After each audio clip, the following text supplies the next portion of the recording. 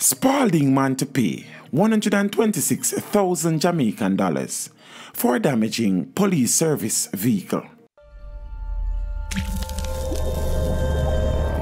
Teach them! Always make sure the message reach them!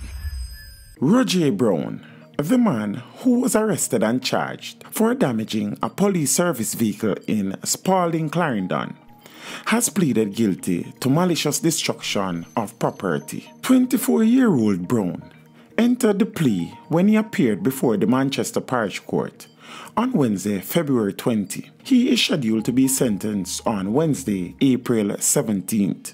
The court has ordered that Brown pays $126,000 to correct the damage to the service vehicle. According to prosecutors, Brown was among a group of men who used objects, including stones, to break the windscreen and back windows of a police service vehicle and attempted to set it ablaze on Tuesday, February 5th. The act was in protest to the shooting and injuring of a bus operator, 45-year-old Jermaine Reed, by a police sergeant in the Clarendon town. The police are still on the hunt for two other men who they believe were involved in damaging the service vehicle. Brown was offered bail in the sum of Jamaican $70,000 with one surety.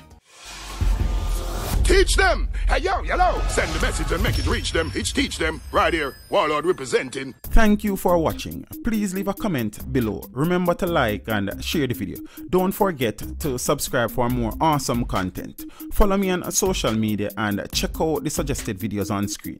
This is Teach saying, until next time, walk good, my friends.